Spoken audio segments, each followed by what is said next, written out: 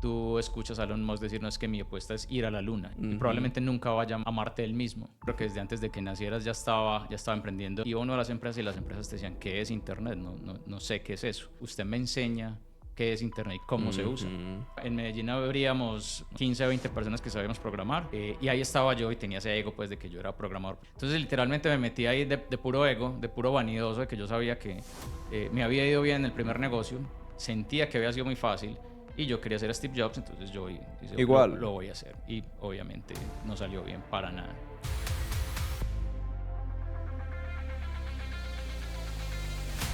Jorge es un emprendedor, digamos, de corazón, de toda la vida.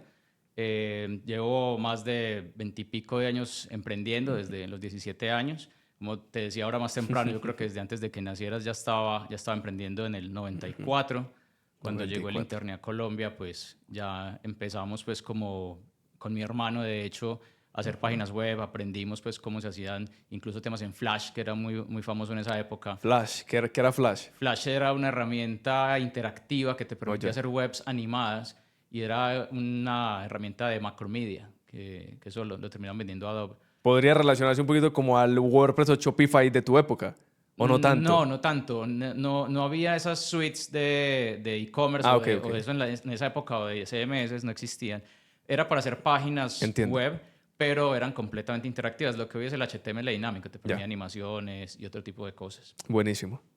Oye, Jorge, a ver, hablamos un poquitico de esa parte de cómo emprende uno en 1994. ¿Qué empezaste tú haciendo en el emprendimiento? ¿Cómo te metiste en ese mundo de emprendimiento? ¿Y por qué tan temprano? 17 años. Sí, digamos que fue la oportunidad. Yo estaba en la universidad y se creó como un semillero en la Bolivariana de internet, de páginas web o Ok. de explorar como todo lo que se hacía en tecnología. En esa época la Bolivariana no tenía carrera de sistemas, hoy día sí la tiene. Y había alguien muy inquieto, mucho más emprendedor que nosotros, que ya tenía algo montado. Y la universidad lo identificó y creó unas clases para que aprendiéramos a programar. Ok. Entonces ahí se creó un semillero, arrancamos un grupito más o menos de unos 10 y de ahí surgieron unas 3, 4 empresas que se dedicaban esencialmente a lo de la época, que era hacer páginas web. Y ahí se relacionaron una cantidad de oportunidades adicionales. O sea, era internet, era nuevo, era por teléfono, de hecho. Y había 2 puntos claves antes de llegar a hacer una página web. Te imaginarás que eso estaba nulo, estaba crudo todo. Entonces, lo primero era, listo, yo voy a hacer páginas web, ya las sé hacer, iba uno a las empresas y las empresas te decían, ¿qué es Internet? No sé qué es eso. En esa época se acercó a nosotros, a la bolivariana EPM, que Ok. tenía el Internet de EPM, y nos convertimos en instaladores del EPM, del Ah, sí. Internet de EPM por teléfono. Claro, pues estamos hablando que ahí apenas Internet estaba llegando a Colombia, Apenas ¿no? estaba llegando a Colombia. Ok. Entonces, antes de tener un negocio de Internet, de tener, digamos, la oportunidad de todo lo que es Internet hoy en día, pues había que ponerle Internet a la gente. Así Y es. eso fue lo primero que hicimos. Empezamos capacitados también por EPM y por la universidad. Fuimos casa por casa poniendo Internet. En ese momento conocí mucha gente muy interesante, empresarios de la ciudad, que no tenían ni idea que era Internet. Entonces, les instalábamos Internet y la segunda oportunidad que se presentó es, usted me enseña qué es Internet y cómo se usa. Entonces, de allí empezamos a hacer clases de cómo De era Internet. Internet. Entonces, enseñarles qué es un HTTP, qué es Ya. www, cómo se usa el correo. En esa época había un tema que se llamaba Telnet, qué es FTP, etcétera. Y en esa primera etapa conocí muchos ejecutivos, presidentes de compañías, etcétera. Y ahí empezó como ese apetito por emprender, porque me di cuenta pues que tenía la posibilidad de llegar a unas personas muy interesantes y que había o sea, todo por construir, Buenísimo. absolutamente todo por construir. Oye, y en ese momento ya, entonces cuando tú empiezas, entonces, tú eres de la persona que pudo empezar a regar Internet por Colombia. Entonces empezaste a entender como la posibilidad o el alcance que podría llegar a tener a lo que se convierte hoy en día. Cuando ves eso, ¿cuál fue el primer negocio que tú construyes después de saber la potencia de Internet? Mira, paralelamente arrancamos a hacer todo este tema de los cursos. Ok. Empezamos con personas, pero luego ya grupos. O sea, esas mismas personas nos dijeron, venga, yo necesito que capaciten los ejecutivos de mi compañía, que capacite el área de sistemas, que capacite el área no sé qué. Entonces, tuvimos unos 2 años más o menos Full donde cursos. hacíamos full Ya. cursos, muy rentable, un negocio absolutamente hermoso, pues. Y a la par empezamos a hacer una agencia de construcción de páginas web. Ok. Nuevamente, o sea, nadie sabía el tema. En Medellín habríamos, no sé, 15 o 20 personas que sabíamos programar y arrancamos a hacer páginas web de lo que fuera, de la misma universidad, de centros comerciales, de algunas discotiendas que en esa época se vendían discos, pues. Y digamos que fue lo que fue interesante para mí como emprendedor en ese momento, razón por la cual vendí esa primera compañía, fue que logré una base de clientes increíbles, muy grandes, Muy grandes. que no tenía, de hecho yo era el dueño de los dominios de todas esas compañías, Ah, sí. porque no tenían tarjeta de crédito, no sabían cómo comprarlo, los dominios no costaban nada, al final del día los daba la Universidad de los Andes, pero pues yo me encargaba de todo el proceso, o sea, eso era ciencia de cohetes para todo el mundo, entonces yo era el dueño de todos esos dominios, y al final se me acercó una agencia de publicidad tradicional y me dijo, usted tiene un portafolio divino, le compro su empresa. Ya. Y ese fue, digamos, el primer espacio. Eso fueron más o menos 5 años, ¿no? 5 años creciendo la agencia. Creciendo la agencia Ok. para llegar pues como a ese punto. Y pues obviamente contaminado de todo ese boom de internet. Y si te fijas, si escuchas la historia, tú dirás, pues fue fácil. Y yo lo sentía así. O sea, a esa edad, muy joven, todo salió como de la Sí, nada. mucha energía. Mucha energía, Así todo es. se daba, uno iba a hablar de un lado y cerraba, o hablaba con un cliente y cerraba. O sea, uno decía, esto es súper fácil, súper fácil. Obviamente de ahí para adelante hay todos los estrellones de la vida que te puedas imaginar, pero pues esa primera etapa fue una falsa seguridad de que emprender era demasiado Sí, sencillo. creo que suele pasar, ¿no? Y escucho muy frecuentemente esa historia de que cuando te va bien en tu primera compañía y logras hacer como ese tipo de exit de que vendes, sales y te queda algo de capital, lo que pasa en ti es que ya te crees un superhéroe. Entonces tú dices, pues yo soy, todo lo que toco lo convierto en oro. A ver, montemos otros 6 negocios y con el dinero de la primera empieza uno a montar negocios. ¿Te pasó o no te pasó similar? Literalmente, eso fue lo que me pasó.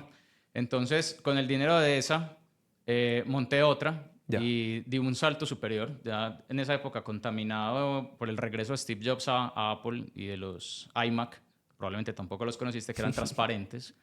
Dije, yo voy a hacer hardware. ¿Qué hacía el iMac? El iMac era un computador de Ok. Apple normal, pero creo que ¿Eso era fue 2000 qué? creo que fue 98, No, tal pues vez, no, eso imagínate. 99. Ya. Que Steve Jobs volvió a Apple y rediseñó los computadores tradicionales. No sé si te acuerdas, antes eran una pantalla CRT, no era LCD, obviamente, era una pantalla de las de vidrio, pues, con una cajita debajo. Y él rediseñó eso porque la compañía iba muy mal y hizo un computador completo, una única Ok. unidad, y era de colores y transparente, una cosa hermosa. Y se llamó el iMac por el I. Si mucha gente no sabe cuál es el I del iPhone y todo eso, la I es Internet. Internet. Y era un Mac pensado para Internet. Entonces venía con su modem, venía como con temas de multimedia y todo ese tipo de cosas. Steve Jobs es un loco, ¿no? Pues un genio. Cuando yo digo loco es genio. Un genio, desde Demasiado luego. genio. Y pues todos los que en esa época estábamos haciendo cosas de emprendimiento, pues obviamente quedamos contaminados de eso. Había una película súper famosa en esa época que se llamaba Los Piratas de Silicon Valley. Ok. Obligatoria en esa época de ver. La nueva generación se inspira en la de Facebook, pero en esa época era Los Piratas de Silicon Valley. Muy recomendada. Y yo dije, bueno, yo lo voy a hacer. Voy a hacer un iMac. Obviamente no sabía en qué me estaba metiendo. Y literalmente, para hacerte la historia corta, pues toda esa plata de ese primer emprendimiento me la Se fue. gasté diseñando un hardware muy difícil de hacer, muy costoso. Hice unas máquinas muy chéveres con un sistema operativo que era antivirus porque no tenía disco duro, sino que lo cargábamos en una memoria desde un CD. Ok. Logré acuerdos con Conavi, con Conavi, imagínate, ni siquiera existía en Colombia, con Cámara de Comercio, etcétera, porque unos equipos que no se hackeaban y se podían poner en la calle. Pero pues son unos costos de la época, pues te estoy hablando de que costaban casi $4.000. $4.000. Sí, Pues imagínate. hace tantos años. A la inflación de hoy, ponle unos que 40.000. Yo diría más o menos entre 10 y 12.000 10 y 12.000. Ok. dólares del día de hoy. Un equipo absolutamente Sí, sí, no costoso. da. Entonces, pues eso fracasó y pues quedamos, otra vez desde cero, ¿no? Volver a arrancar. Y Pero, de ahí, pero ahí antes de irnos al Sí. siguiente, ¿qué aprendizaje tuviste obviamente, en ese momento que vendiste la empresa, lo que sales a hacer, que obviamente no funcionó, pero qué aprendizaje sacaste de ahí para lo siguiente que ibas a hacer? pues mira, aprendí muchísimo de software, de desarrollo. Ok.